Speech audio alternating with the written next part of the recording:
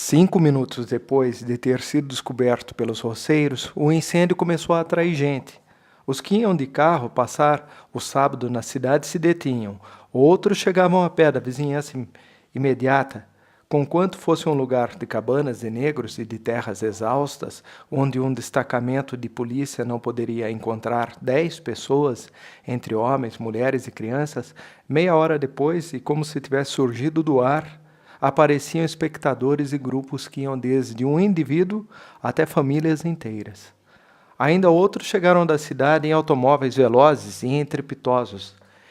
Entre esses contava-se o xerife, homem gordo e de aspecto agradável, de expressão astuta e ar benévolo, o qual afastou os que se amontoavam para ver o cadáver sobre o lençol, com o assombro estático com que os adultos contemplam o seu próprio e inevitável retrato. Entre eles havia um outro, Yankee, brancos, pobres e até meridionais que tinham vivido algum tempo no norte. Esses acreditavam tratar-se de crime de algum negro anônimo e esperavam e estavam certos de que a vítima fora também violada, pelo menos uma vez ainda antes de lhe cortarem o pescoço, pelo menos outra depois. O xerife chegou, deu uma vista de olhos e ordenou que levantassem o cadáver, a fim de retirar dali aquele triste espetáculo. Só restava ver o lugar onde estivera o corpo e o incêndio. Dentro, em pouco, ninguém se lembrava exatamente do lugar onde ficava a cabana e o espaço de terra que ocupara, e não restava ver mais do que o incêndio. E ficaram olhando o fogo com o mesmo assombro que tinham transido das cabanas antigas e fétidas onde nasceu o conhecimento, como se nunca tivessem visto fogo. Pouco depois chegava o vistoso carro de bombeiros entre ruídos, silvos e campainhadas. Era um carro novo, pintado de vermelho, com efeitos dourados e sirenes adicionada à mão, e mais uma campainha cor de ouro, de tom sereno e arrogante. Do carro, com um assombroso menosprezo pelas leis físicas que caracterizam as moscas, pendiam homens maduros e rapazes, com as cabeças descobertas. Havia também escadas mecânicas que, como se fossem chapéu de copa alta, se desdobravam ou elevavam a altura prodigiosas, bastando para isso tocá-las com a mão. Apenas agora eram aqui inteiramente inúteis. Havia ainda rolos de mangueiras, limpos e virgens, que faziam lembrar os anúncios de companhias de telefone nas revistas populares, mas já não havia nada em que prendê-los, nem nada que pudesse correr por eles. Assim os homens sem chapéu que haviam desertado de balcões e escrivaninhas, inclusive o encarregado da sirene, desceram, gingando. Mostraram-lhe os diferentes lugares por onde tinha andado o lençol. Alguns que já vinham munidos de revólveres procuravam alguém a quem crucificar, mas não encontraram ninguém. Miss Bird levara uma vida tão retirada, ocupara-se tanto dos seus negócios, que legava à cidade, na qual, apesar de ter ali nascido, vivido e morrido, fora apenas uma estrangeira, uma espécie de herança de assombro e de ofensa. E por essa razão, embora por fim lhes tivessem proporcionado um festival emotivo, quase uma festa romana, não a perdoariam nunca, nem a deixariam descansar em paz. Isso não. A paz não é tão frequente assim. Por isso se agitaram, crendo que as chamas, o sangue, o corpo que morrera 3 anos antes e que justamente agora começava a viver de novo, clamavam vingança, não acreditando que a fúria violenta das chamas e a imobilidade do corpo eram provas de que o limite atingido era inacessível a ofensas e danos que os homens podem afligir. Isso não, pois a outra alternativa prestava-se a uma crença mais agradável. Melhor do que as estantes e os balcões cheios de objetos familiares comprados, não porque o proprietário os desejasse ou admirasse ou pudesse encontrar prazer na sua posse, mas para vendê-los com lucro e outros homens, depois de seduzi-los, enganá-los, e que devem de vez em quando contemplar tantos objetos que ainda não venderam, como os homens que podiam comprá-los, mas ainda não o fizeram. Contemplá-los, digo, com raiva e, quiçá, com desespero.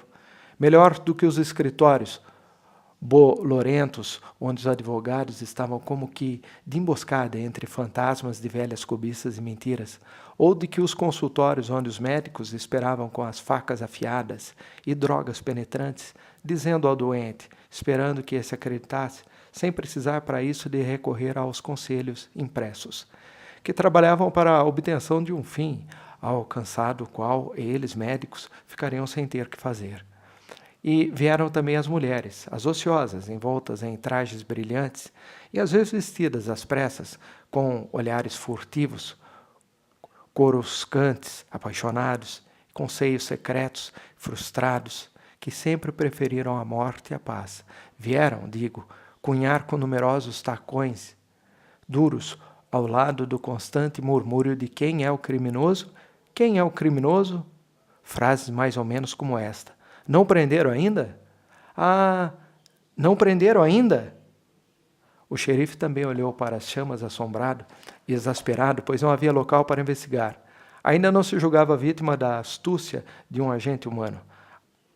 Julgava-se vítima do fogo e pensava que esse brotava por si mesmo com esse intuito e propósito.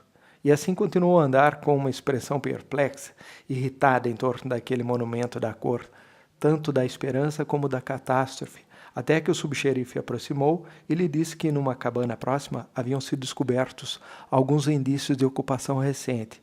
Imediatamente, o Campônio, que descobrira o incêndio, ele ainda não chegara à cidade. Seu carro não avançara 1 centímetro, desde que ele descera do mesmo 2 horas antes. E agora o homem andava ali no meio do povo, com o cabelo em desalinho, a gesticular com ar de espanto e de tolema e com uma voz tão rouca que mais parecia um sussurro. Lembrou-se de que, ao forçar a porta, tinha visto um homem. Branco? Perguntou-lhe o xerife. Sim, senhor. Cambaleava pelo vestíbulo como se acabasse de cair da escada abaixo. Quis evitar que eu subisse. Disse-me que estivera juntamente em cima e que lá não havia ninguém. Quando desci, ele já tinha ido embora. O xerife correu os olhos pelos que o rodeavam.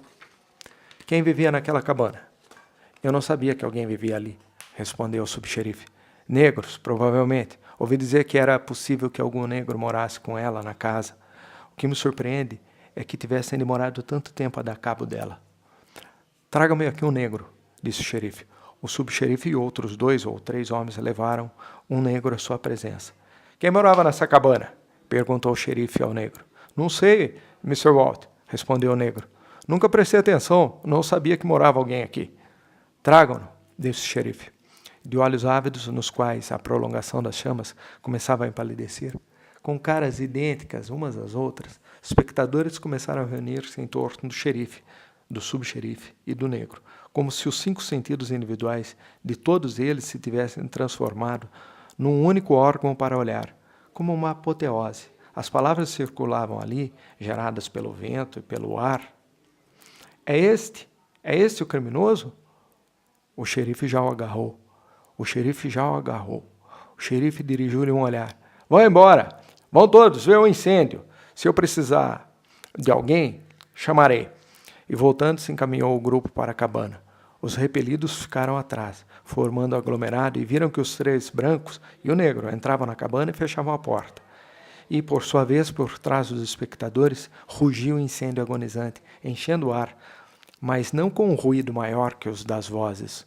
Um ruído cuja origem era muito mais indefinida. Jesus, se é este o criminoso, que fazemos nós aqui parados? Um negro filha da... assassinar uma mulher branca. Nenhum deles estivera nunca dentro da casa. Durante a vida de Miss Bird, não teriam permitido que suas mulheres a visitassem. E quando jovens ou crianças, os pais de alguns haviam feito o mesmo. Tinham-lhe gritado na rua, querida dos negros, querida dos negros. Uma vez dentro da cabana, o xerife deixou-se cair pesadamente numa das camas e soltou um suspiro. Era como uma pipa. Tinha a mesma inércia dura e absoluta de uma pipa. Preciso saber quem vive nessa cabana. Já disse que eu não sei, respondeu o negro com voz alerta, astutamente alerta e um pouco sombria, olhando para o xerife. Por trás, e de modo que ele não os podia ver, estavam os outros 2. O negro não olhou nenhuma vez para trás. Olhava para o rosto do xerife, como quem olha para um espelho. Talvez visse a coisa que se aproximava, como num espelho, antes dela chegar. Talvez não, porque se houvesse no rosto do xerife uma mudança, um pestanejar. Não foi mais do que um pestanejar. Mas o negro não olhou para trás. Viu-se-lhe no rosto apenas uma contração brusca e rápida, quando a correia lhe caiu sobre os ombros e ele franziu os cantos da boca, expondo momentaneamente os dentes, como num sorriso. Logo seu rosto se compôs de novo, impenetrável. Você nunca se esforçou muito para recordar, disse o xerife. Não posso recordar porque eu não posso saber, replicou o negro. Nem sequer vivo nessas redondezas. Os senhores brancos deviam saber onde eu moro. Mr. Buford disse que você mora mais adiante, do outro lado da estrada, disse o xerife. Mora muita gente junto à estrada. Mr. Buford devia saber onde eu moro.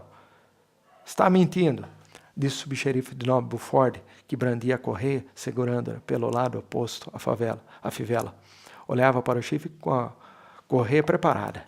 Parecia um cãozinho à espera da ordem para tirar a água. Pode ser que sim, pode ser que não, tornou o xerife, enorme, inerte, afundando as molas do catre.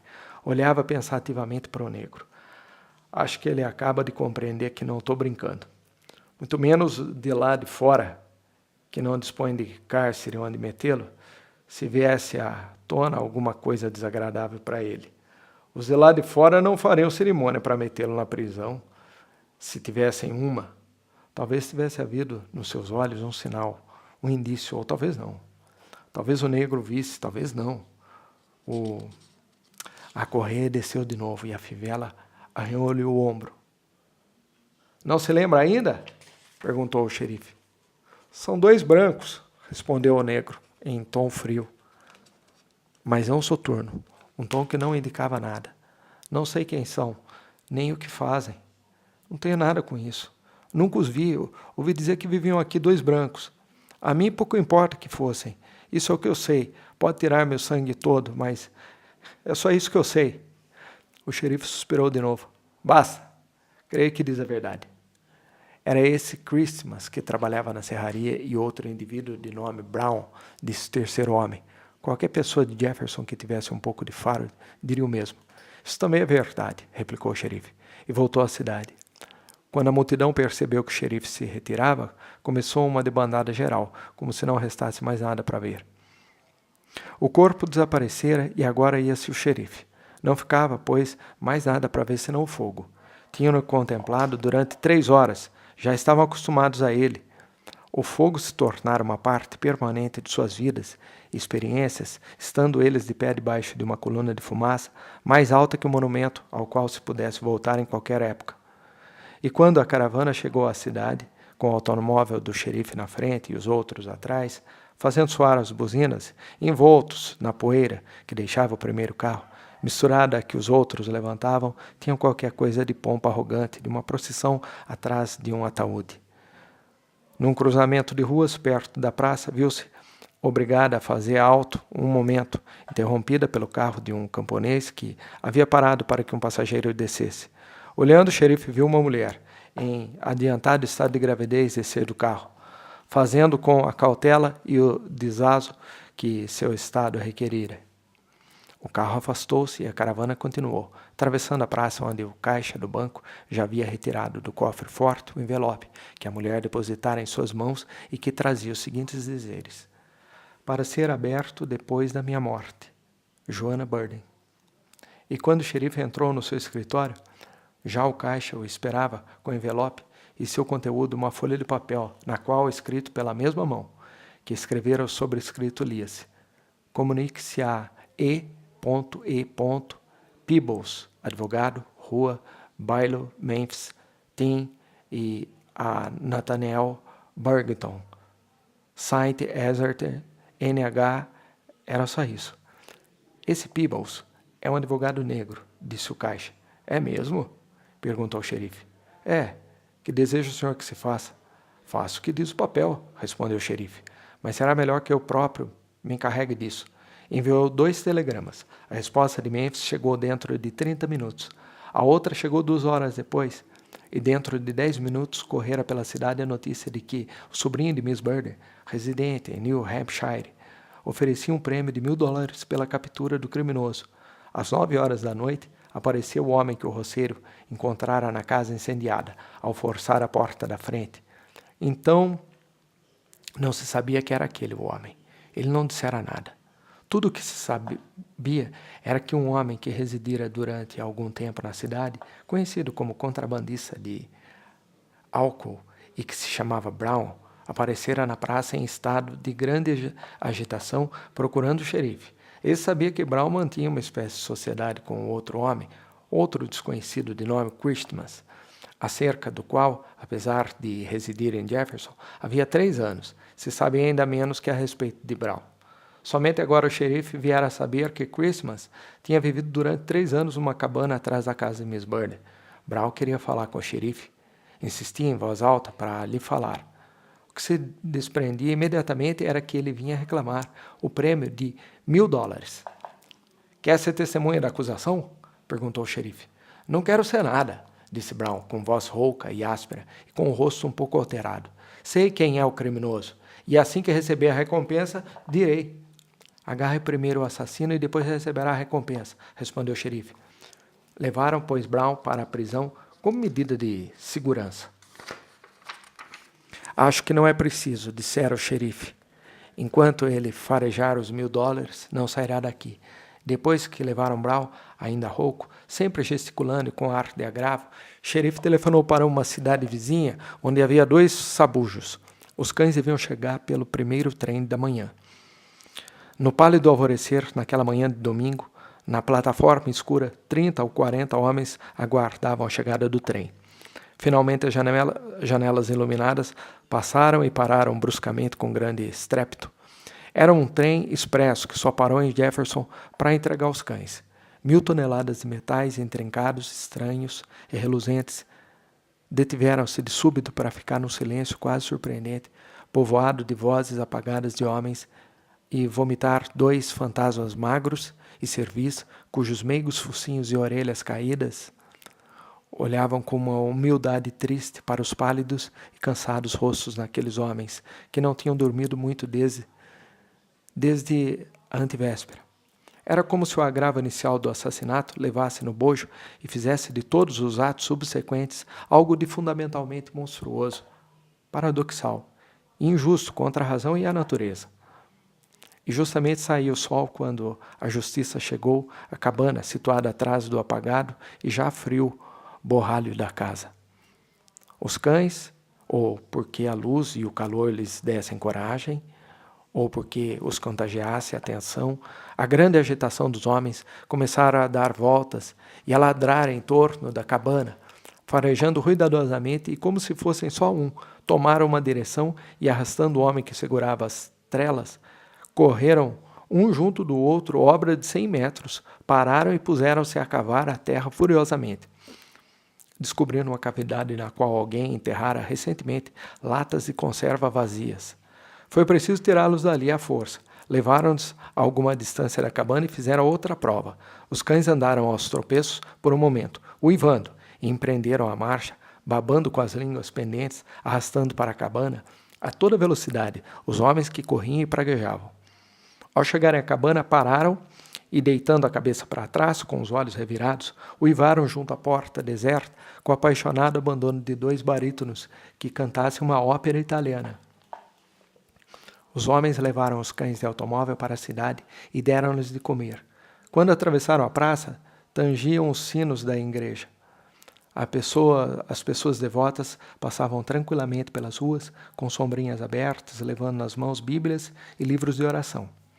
Naquela noite apresentaram-se para falar ao xerife um jovem camponês e seu pai.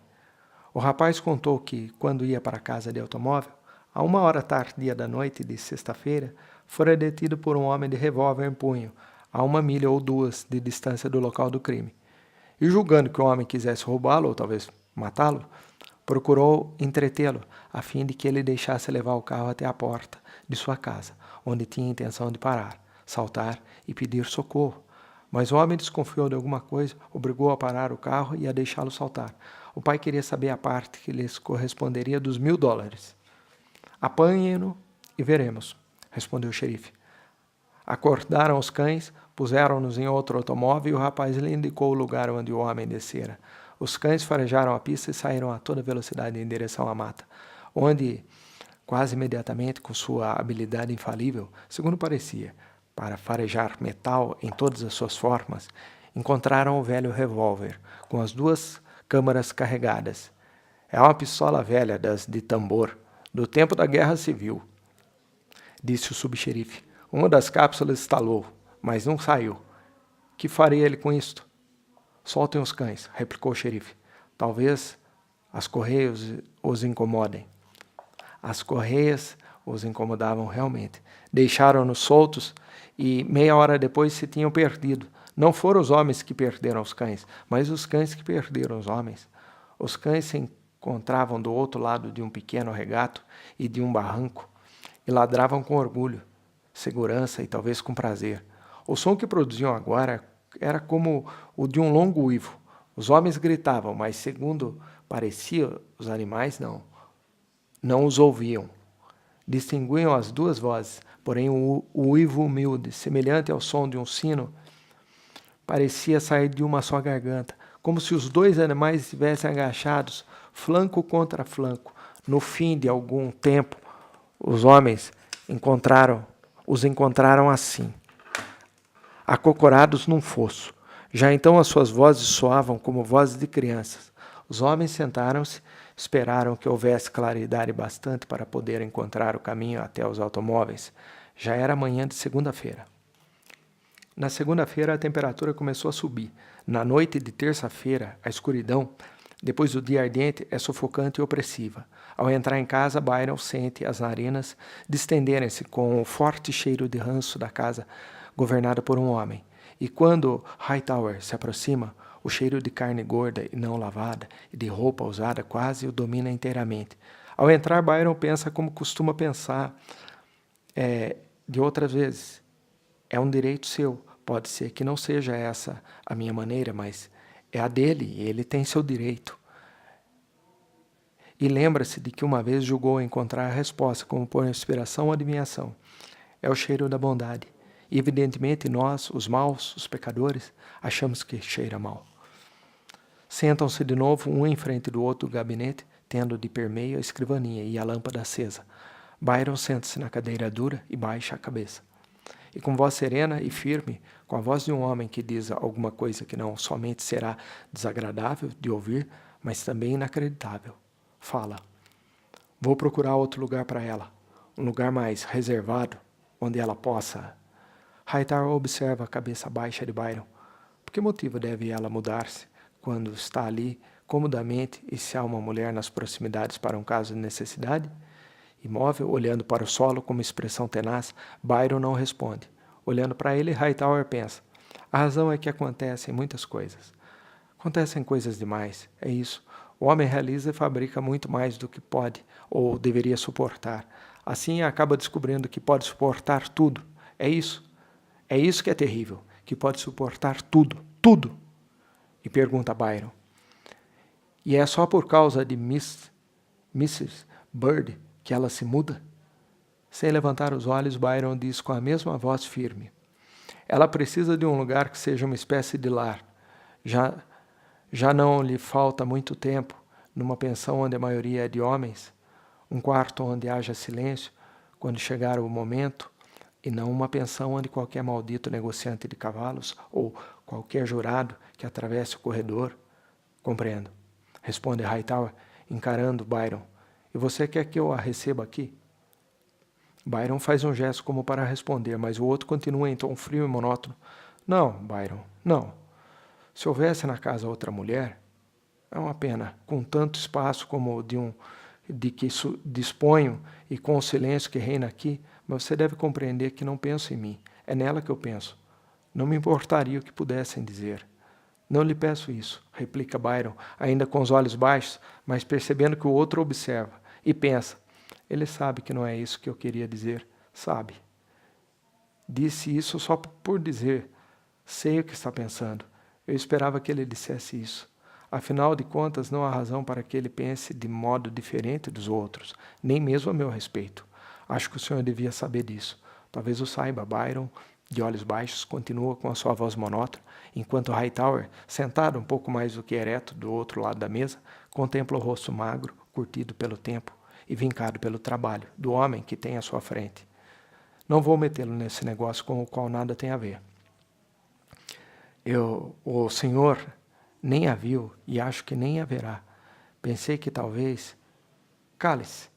Do outro lado da mesa, o inflexível ministro olha para ele, esperando, sem oferecer-lhe auxílio. Quando se trata de deixar de fazer alguma coisa, um homem necessita apenas do seu próprio conselho. Mas quando se trata de fazer qualquer coisa, deve-se ouvir todos os conselhos que nos dão. Mas não vou metê-lo nesse negócio. Não quero que se preocupe com isso. Sim, compreendo, diz Hightower, observando o rosto do outro, que olha para o chão. Já não vivo, pensa. Por isso é inútil tentar fazer-me intervir no caso. Byron não me ouviria mais do que me ouviriam o outro ou a outra, e a criança também, se eu tentasse voltar à vida. Mas você me disse que ela sabe que ele está aqui. Sim, diz Byron, pensativo. Soube-o ali, naquele lugar onde eu pensava que jamais encontraria a oportunidade de fazer mal a alguém, homem, mulher ou criança. E tão logo ela chega, ponho-me a tagarelar e conto-lhe tudo. Não é isso que quero dizer. Nessa ocasião, você mesmo não sabia. Refiro-me ao resto da história. A ele e àquele que já se passaram 3 dias, ela já devia ter sabido que você lhe dissesse, quer não. Agora já deve ter ouvido contar. Christmas, diz Byron, mas eu não disse mais nada depois que ela se referiu à pequena cicatriz no canto da boca. De caminho para a cidade naquela noite, durante todo o percurso, eu temia que ela perguntasse. Inventei os assuntos mais diversos para que ela não tivesse a oportunidade de fazer perguntas. E durante todo o tempo eu procurava evitar que ela viesse a descobrir que não só Brown fugira, abandonando-a naquela situação, mas que mudara também de nome, a fim de impedir que ela viesse a encontrá-lo, e que agora que afinal o encontrava, o que descobria era um contrabandista de álcool. Tudo isso ela sabia. Sabia que Brown era um sujeito que não prestava para nada, e prossegue como admirado e ao mesmo tempo pensativo. Nem foi preciso ocultar-lhe, mentir-lhe. Parecia saber de antemão o que eu ia dizer, que eu ia mentir-lhe. Era como se já tivesse pensado naquilo, como se não acreditasse, ainda antes que eu lhe dissesse. Isso também era natural. Mas a parte de sua pessoa que sabia da verdade, essa parte que eu não poderia enganar, ainda que quisesse. E Byron tropeça nas palavras. O homem que olha para ele, ereto, do outro lado da mesa, não lhe oferece nenhum auxílio. Era como se ela fosse formada de 2 partes, uma das quais já soubesse que Brown era um patife. Mas a outra parte acredita que, quando um casal vai ter um filho, Deus sempre faz o que os dois se reúnam, quando chega o momento, como se o Senhor cuidasse das mulheres para protegê-las contra os homens. E se Deus não acha oportuno que aquelas 2 partes se encontrem e façam uma espécie de confronto, eu tampouco irei promover isso. Uma tolice, diz Hightower, e por cima da mesa olha para o rosto imóvel, obstinado e ascético do outro, o rosto de um ermitão que viveu durante muito tempo num lugar ermo e arenoso. A única coisa que ela pode e deve fazer é voltar para o Alabama, para junto dos seus. Não, replica Byron prontamente, com uma decisão imediata, como se durante todo o tempo estivesse esperando ouvir aquilo. Ela não precisará fazer isso. Acho que não. Apesar de conservar os olhos baixos, percebe que o outro está olhando para ele. Brown sabe que ela está em Jefferson? Durante um momento, Byron quase sorri. Seu lábio se ergue sem alegria, com um tênue movimento que é quase uma sombra. Tem estado ocupado demais atrás dos $1000. Vê-lo dá vontade de rir. Parece um homem que não sabe tocar uma melodia, que sopra com toda a força numa trompa, esperando que a qualquer momento essa comece a produzir música. Dá vontade de rir vê-lo, algemado, atravessar a praça de 12 em 12 ou de 15 em 15 horas, quando não se conseguiria que fugisse, nem ainda assolando os sabujos contra ele. Passou a noite de sábado na prisão, falando continuamente que procuravam privá-lo dos $1000. Sabe a alegação de que ele ajudara Christmas a cometer o crime? Até que Buck Connor foi ao cárcere, ele disse que o amordaçaria se não se calasse, não deixasse os outros presos dormir. Brown calou-se. Domingo à noite, os homens saíram com os cães e ele armou um tal escândalo que tiveram de tirá-lo da prisão e levá-lo também. Os cães não se resolviam a partir.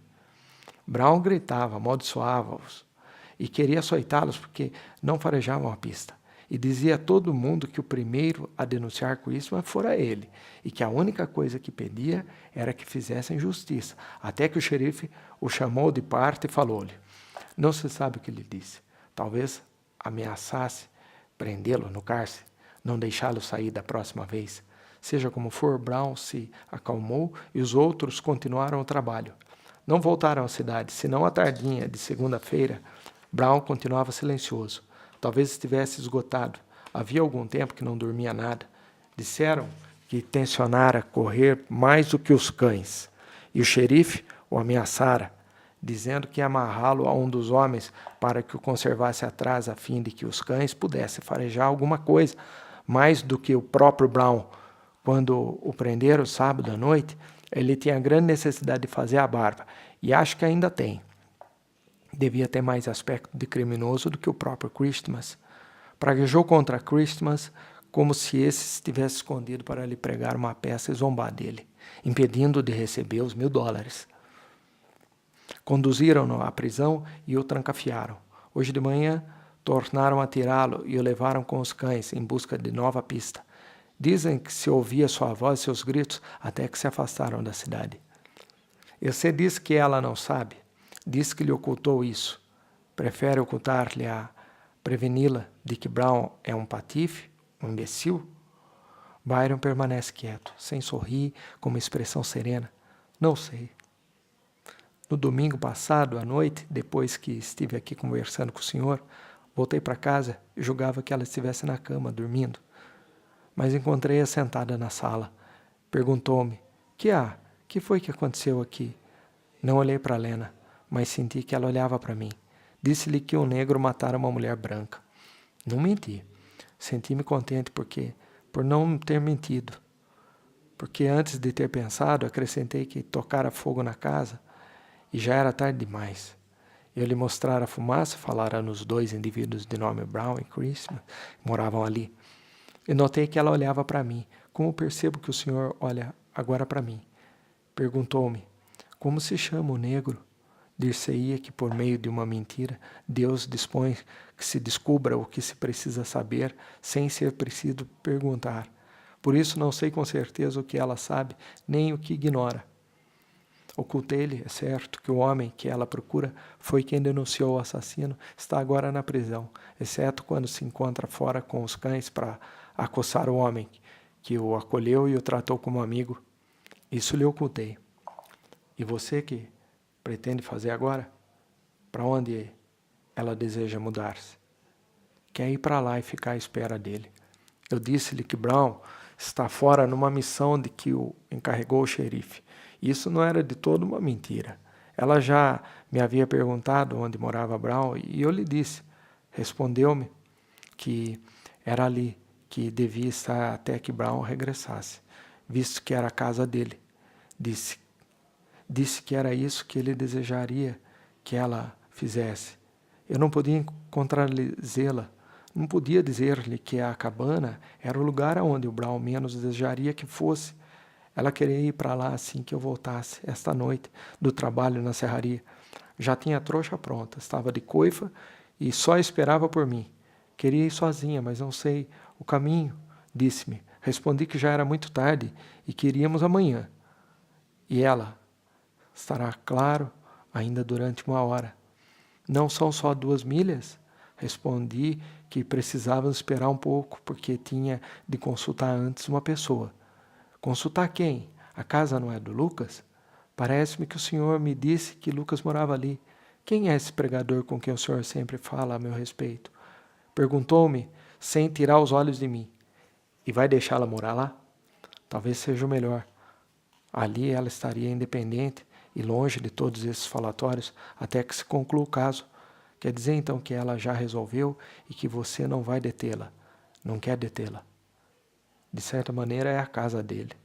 É o que ele poderá possuir de mais parecido com um lar. E Brown é seu, sozinho ali esperando uma criança. As vivendas mais próximas são cabanas dos negros. a meia milha de distância. Pondera Hightower e observa a fisionomia de Byron. Já pensei nisso. Há expedientes, há coisas que se podem fazer. Que coisas? Que poderá você fazer para protegê-la ali? Byron não responde logo. Conserva-se calmo ao falar. Há coisas reservadas que um homem pode fazer sem ser mau, sem levar em conta o que possa parecer aos outros. Não creio. Byron, que você seja capaz de fazer alguma coisa muito má, prescindindo do que possa pensar a gente. Mas poderá você dizer até que ponto existe o mal sob a aparência do mal, onde se detém o mal entre praticá-lo e a sua aparência? Não, diz Byron, mexendo-se ligeiramente, falando como se estivesse despertando. Espero que não. Trato de fazer o que me parece deve ser feito segundo as minhas próprias luzes. É essa a primeira mentira que ele já me disse. Pensa Hightower, a primeira mentira que já disse algum dia a alguém, homem ou mulher, inclusive talvez a si mesmo. E por cima da mesa, olha para o rosto resoluto, firme e sereno, que ainda não se dignou ou olhar para ele. É possível que não seja mentira, pois que ele próprio não sabe que é. E diz com uma espécie de aspereza falsa, desmentida pelas faces balofas e as escuras cavernas dos olhos. Nesse caso já está tudo arranjado. Leve-a para lá, para a casa dele, e deixe à vontade, e que não a incomodem até que tenham terminado tudo. Depois vai dizer a Bank, ou Brown, que ela está aqui. E Brown deitará a correr, diz Byron. Parece que por todo o corpo lhe perpassa uma onda de entusiasmo, de triunfo, que ele não pode ocultar, que já é demasiado tarde para que tente ocultar. No momento não procura dominá-la. Recosta-se na cadeira dura com uma expressão de confiança, de audácia, de exuberância, e pela primeira vez olha para o ministro. Hightower apara-lhe o olhar com firmeza. É isso que você quer que Brown faça? Pergunta Hightower. Então estão sentados à luz da lâmpada. Pela janela penetra o silêncio infinito e ardente da noite tranquila. Pense no que faz. Está procurando interpor-se entre marido e mulher. Byron consegue dominar-se. Não tem já uma expressão triunfante, mas olha fixamente para o homem mais velho do que ele. Talvez tenha tentado dominar também a voz, mas não conseguiu ainda. Ainda não são marido e mulher, replica. É essa a opinião dela? Você acha que ela dirá isso? Olha um para o outro. Ah, Byron, Byron. Que significam diante da tenacidade da natureza feminina algumas palavras resmungadas diante de Deus? Que significarão essas palavras diante da criança? Bem, é possível que, se receber a recompensa de $1000, se embebede o bastante para fazer qualquer coisa, inclusive casar. Ah, Byron, Byron. Então, que acha o Senhor que que nós devemos fazer? Que me aconselha? Ir embora. Sai de Jefferson. Entreolham-se. Não, você não precisa do meu auxílio. Existe alguém mais forte que já o está ajudando, diz Hightower. Byron fica um momento calado. Encara-se, ainda fixamente. Quem é que me está ajudando? O demônio, responde Hightower. O diabo está se ocupando com ele também, pensa Hightower. Vai seguindo para casa, carregando no braço a cestinha das compras. Está no meio do caminho, também com ele, com as pernas finas, metidas. Também com ele, pensa enquanto caminha. Faz calor, alto, com as pernas finas metidas nas calças pretas, os braços e os ombros magros, em mangas e camisa. O ventre, fofo e volumoso, tem qualquer coisa de uma gravidez monstruosa. A camisa é branca, mas está suja. O colarinho também está sujo. A gravata está posta com desleixo e há 3 dias que ele não faz a barba. Por baixo do sujo chapéu Panamá aparecem as pontas de um lenço enxovalhado, posto entre o chapéu e o crânio, por causa do calor. Como de costume, no meio da semana, foi à cidade fazer suas provisões, e com a barba grisalha, crescida, magro, disforme, com as mãos sarjadas de preto e o cheiro de bafio, cheiro de homem e de carne sedentária, que não se banha, entrou no único armazém de que é freguês, no qual se nota o mau cheiro e a desordem, e fez suas compras. Finalmente encontraram a pista do tal negro, disse o dono do armazém. Negro? Estranhou Hightower, mobilizando-se totalmente, quando ia meter no bolso o troco das compras. Desce do assassino, e sempre disse que não era um homem normal, que não era branco, tinha qualquer coisa de estranho, mas não se pode dizer nada até. Encontraram-no? Perguntou Hightower. Naturalmente, ao chapado imbecil nem ao menos ocorreu fugir do condado. O xerife telefonou para toda parte em busca do negro filho da...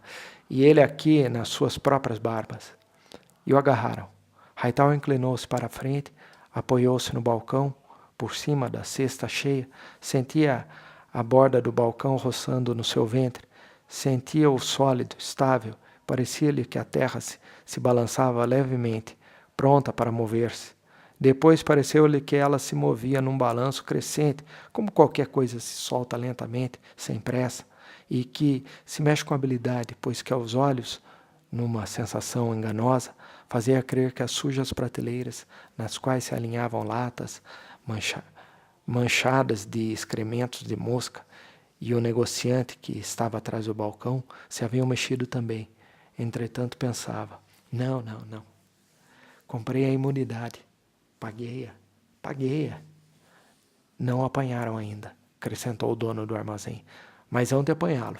O xerife levou os cães à igreja antes do amanhecer. Não tem mais de 6 horas de atraso. E pensar que o rematado imbecil não teve mais senso comum, quando mais não fosse, bastaria isso para provar que é negro.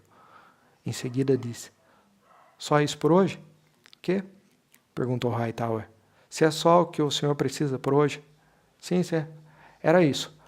Depois de remexer no bolso sob o olhar do dono, pôs desajeitadamente a mão sobre o balcão. O dono segurou 2 ou 3 moedas que estavam a ponto de rodar para o assoalho. Para que isso? E a mão do Hightower mexia na cesta cheia. O dono do armazém observava-o com curiosidade. O senhor já pagou. Esse é o troco que lhe dei. Troco da nota de $. Ah, sim, disse Hightower. O proprietário do armazém apanhou as moedas e devolveu-as. Ao tocar na mão do freguês, pareceu-lhe que era de gelo. É o calor, disse o homem. Esgota todo mundo. Não quer sentar-se um pouco antes de voltar para casa? Mas, segundo parecia, Hightower não o ouviu. Encaminhou-se para a porta, seguia do olhar do dono do armazém e saiu para a rua, com a cesta no braço, passo tímido e cauteloso de uma pessoa que caminha sobre o gelo. Estava muito quente. O asfalto exalava um calor que punha uma espécie de nimbo nos edifícios familiares da praça, num claro escuro vivo e palpitante. Alguém lhe falou ao passar, mas Hightower nem notou e prosseguiu o seu caminho, enquanto pensava, dele também. Caminhou tão depressa que, quando dobrou a esquina e entrou finalmente na ruazinha morta e deserta, onde o esperava a pequena casa deserta e morta, ia quase ofegante. É o calor. Dizia-lhe o pensamento superficial, retirando-lhe a explicação. E, contudo, até na rua silenciosa, onde ninguém se detinha já para olhar o letreiro e a casa, o seu santuário, que já estava à vista, brotou-lhe de novo no espírito o pensamento consolador, como se fossem palavras que lhe estivessem dizendo em voz alta, não, comprei a imunidade, paguei, ninguém pode dizer que eu tenha regateado o preço, queria apenas paz e paguei, sem regatear, quanto me pediram? A rua treme, parece flutuar, Hightower suou e até o ar do meio-dia lhe parece fresco, e tudo, suor, calor, miragem, se funde numa irreparabilidade que suprime toda a lógica e toda a justificação e as apaga como se apagaria o fogo. Não quero. Sentado junto à janela do escritório, quando começava a escurecer, viu Byron passar a luz do lampião da rua e inclinou-se para a frente na cadeira. Não era que se sentisse surpreso por ver Byron àquela hora. No momento em que reconheceu a sua figura, pensou, já me parecia que havia de vir a esta noite. Não está em sua natureza suportar sequer a aparência do mal. Enquanto pensava nisso, inclinou-se para diante, um tanto assustado. Tendo reconhecido a figura que se aproximava na luz viva, julgou por um momento ter se equivocado. sabendo, entretanto, que não podia equivocar-se, que não podia ser outro senão Byron, porquanto esse já estava abrindo a porta. Byron está completamente mudado esta noite. Vê-se isso na sua maneira de andar, no seu jeito. E inclinando-se para a frente, Hightower diz consigo, como se tivesse aprendido a ser orgulhoso, a desafiar.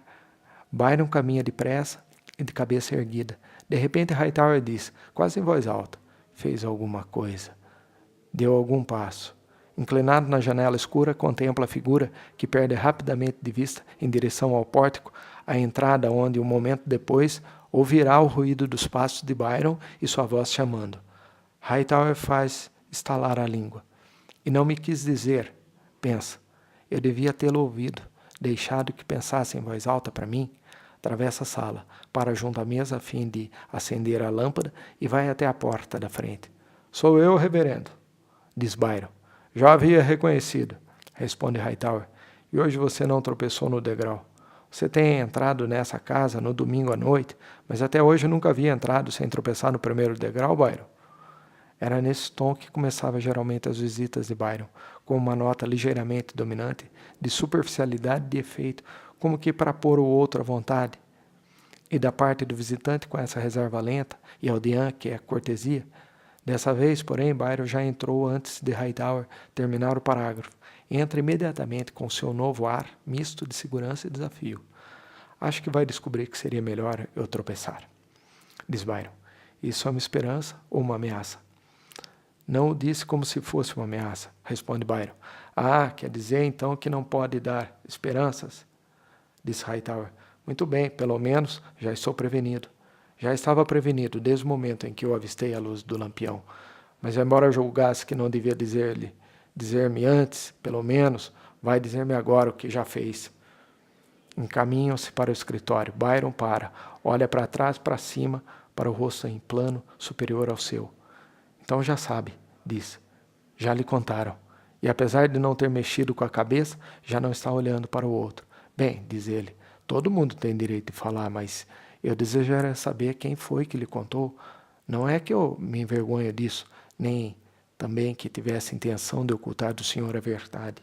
Eu mesmo viria dizer logo que pudesse.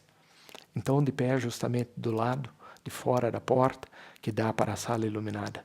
Hightower vê agora que os braços de Byron estão carregados de embrulhos e pacotes que parecem conter comestíveis. Que é que me vem contar? Mas entre. Talvez eu já saiba do que se trata.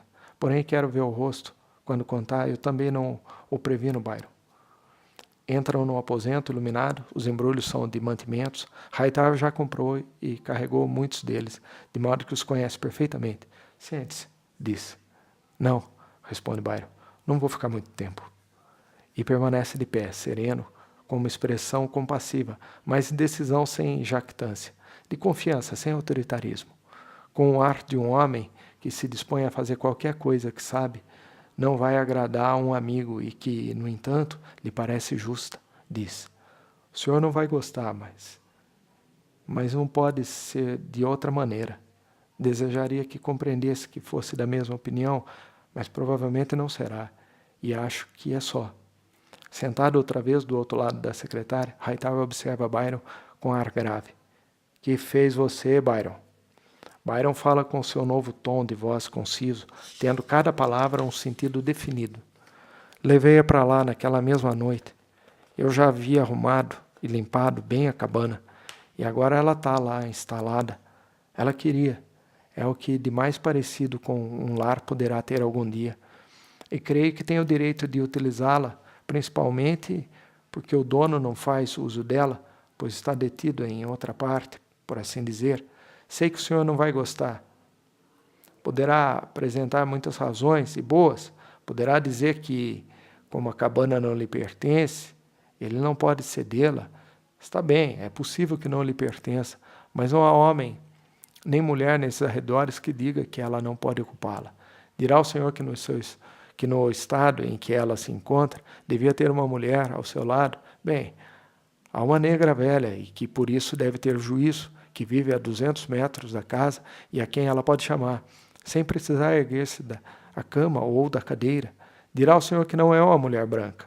E eu lhe pergunto, que é que Lena pode esperar das brancas de Jefferson quando a criança nascer, se, estando em Jefferson apenas há uma semana, não pode falar 10 minutos com uma mulher sem que essa saiba logo que ela não é casada e que não vai casar enquanto o patife não estiver num lugar onde ela possa vê-lo e de vez em quando? Que auxílio lhe prestarão as senhoras brancas quando chegar a sua hora? É claro que tratarão de dar-lhe uma cama entre 4 paredes que a ocultem na rua, mas não é isso que eu quero dizer, e creio até mesmo que aquele que disser que ela não tem direito a mais do que isso estará justificado, porquanto não ficou entre 4 paredes no estado em que está. Mas a criança, ninguém deu o direito de escolher, e ainda que lhe tivessem dado, penso que a pobrezinha, tendo de enfrentar o que terá de enfrentar na vida, merece mais do que, já sabe o senhor o que eu quero dizer. Creio até que o senhor mesmo poderia dizer. Hightower olha para ele do outro lado da mesa, conquanto Byron fala num tom monótono e contido, sem que lhe falte uma palavra, enquanto não tropeça em certa coisa demasiada nova e nebulosa para que ele possa fazer mais do que sentir. E por uma terceira razão, uma mulher branca sozinha ali, o senhor não gostará disso. É do que menos vai gostar. Ah, Byron, Byron. E Byron contém a voz, mas continua, a cabeça erguida. Não estou na mesma cabana que ela. Tenho uma tenda, que também não é próxima da casa, mas fica distante suficiente para que eu possa ouvi-la se precisar de mim. Pus um ferrolho na porta. Quem quiser pode chegar a qualquer momento e ver-me na tenda. Ah, Byron, Byron. Já sei que não está pensando o que pensa a maioria. Já sei que o senhor compreenderia melhor, ainda que não fosse pela razão de... Sei que o senhor disse aquilo porque sabe o que os outros vão pensar. Hightower senta-se novamente numa atitude de ídolo oriental, entre os braços paralelos que repousam sobre os braços da cadeira. Vá embora, Byron. Agora. Imediatamente. Abandone para sempre esse lugar terrível. Esse lugar terrível, terrível. Leia em você como num livro. Você vai dizer-me que acaba justamente de saber o que é o amor. E eu lhe direi que acaba de saber o que é a esperança. O objeto não importa, nem a esperança, nem mesmo a você. Há apenas um fim para tudo isso, para o caminho que você vai tomando. O pecado ou o casamento. E o pecado você recusaria. Isto é, Deus me perdoe. No seu caso, será o casamento ou nada. E você insistirá em que seja o casamento. Você a convencerá. Talvez já o tenha convencido. Do contrário, porque ela ficaria ali sem fazer esforço algum para encontrar o homem a quem veio procurar. Não posso dizer que escolha o pecado, porque você não só viria a odiar-me, mas até transmitiria esse ódio diretamente a ela. Por isso eu digo, vá embora agora mesmo, imediatamente. Volta as costas agora e não olhe para trás. Mas não isso, Byron. Olha um para o outro. Eu sabia que o senhor não iria gostar, diz Byron. Acho que fiz bem em não aceitar o seu convite para me sentar. Mas por essa, não esperava eu que se voltasse também contra uma mulher ofendida e traída. A mulher que teve um filho, ninguém fez traição. O marido de uma mulher que tem um filho, seja ou não o pai deste, é sempre o marido enganado. Conceda você, a si mesmo pelo menos, uma oportunidade entre 10, Byron. Se tem de casar, há por aí moças, donzelas. Não é justo que se sacrifique por uma mulher que já escolheu uma vez e que agora quer renegar o que escolheu. Não é direito, não é justo. Não era essa a intenção de Deus quando criou o casamento. Mas seria Deus quem o criou? Não. O casamento criaram-no as mulheres. Sacrifício? Sacrifício meu? Parece-me que o sacrifício não se sacrifique por ela. Para as Lena Groves haverá sempre 2 homens no mundo, e o seu número constitui legião, os Lucas Burch e os Byron Burch. Mas nenhuma Lena, mulher alguma merece mais do que um deles. Nenhuma. Tem havido mulheres boas que se casam com brutos e bêbados. Mas qual é a mulher boa ou má que já sofreu mais algum dia nas mãos de algum bruto do que tem sofrido os homens nas mãos das mulheres boas? Diga-me, Byron.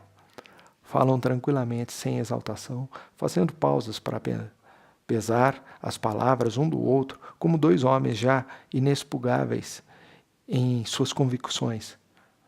Acho que tem razão, diz Byron. Em todo caso, não é a mim que cabe dizer que o senhor não tem razão. E acho que o senhor também não me pode dizer que não tenho razão, ainda que eu não o tenha. Não, diz Hightower, ainda que eu não tenha razão, repete Byron. Por isso vou dizendo boa noite. É uma boa caminhada daqui até lá, diz ele tranquilamente. Sim, diz Hightower, eu costumava fazê-la de vez em quando. Devem ser mais ou menos 3 milhas. 2, diz Byron, voltando-se. Hightower não se move. Byron muda a posição dos embrulhos que nem ao menos depusera sobre a mesa. Encaminha-se para a porta. Até breve. Até qualquer dia. Sim, diz Hightower. E que poderei fazer? Precisa de alguma coisa? Roupa de cama? Ou coisa semelhante?